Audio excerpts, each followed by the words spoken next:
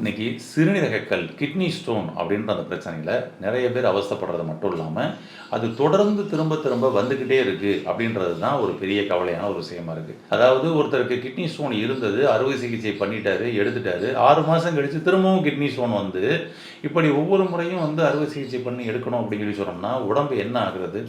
Kidney என்ன தான் ஆகுறது? சட்னி மாதிரி ஆயிடும் இல்லையா? அப்போ இந்த கிட்னியில் ஸ்டோன் வராமல் பாதுகாக்கிறது எப்படி அப்படின்றத நீங்கள் நல்லா தெளிவாக தெரிஞ்சுக்கிட்டு அதை நீங்கள் ஃபாலோ பண்ணிங்கன்னா மீண்டும் கிட்னி ஸ்டோன் வராமல் பாதுகாக்கலாம். இந்த கிட்னி ஸ்டோன்லாம் ஏன் தாங்க ஏற்படுது? அதை சம்மந்தப்பட்டு ஏதாவது தேடிக்கிறீங்களா? கிடையாது.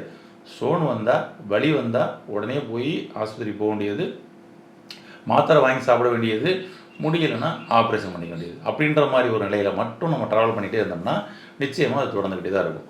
அப்போ ஏன் வருது, எதனால் வருது, மூல காரணம் தான் என்ன, எளிமையாக குணப்படுத்துறதுக்கு வேறு ஏதாவது சோர்ஸ் இருக்கா அப்படின்றதில் நீங்கள் சிந்திச்சிங்கன்னா நிச்சயமாக எளிமையான சோர்ஸ் இருக்குது. நம்ம வந்து அதிகமாக வந்து மருந்து மாத்திரை எடுத்துக்கிட்டு இருக்கிறோம் அப்படின்னா நிச்சயமாக உங்களுக்கு வந்திருக்கிற ஸ்டோன் வந்து கால்சியம் ஸ்டோனு தான்.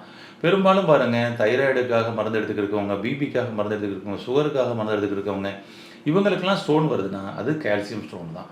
அப்போ இந்த கால்சியம் ஸ்டோன் வந்து நம்ம இனிமேல் வரக்கூடாதுன்னு சொல்லி நீங்கள் விரும்புனீங்கன்னா மருந்து மாத்திரையில் குறைக்கிறது நிப்பாட்டுறதுக்குள்ளே நீங்கள் ட்ராவல் பண்ண ஆரம்பிக்கணும். ஃபஸ்ட்டு விஷயமே.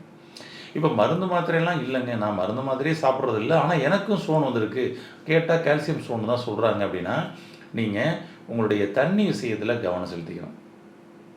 உங்களுடைய தண்ணி அதனுடைய அடர்த்தி அதிகமாக இருக்குதா அப்படின்றத நீங்கள் செக் பண்ணி பார்க்கணும்.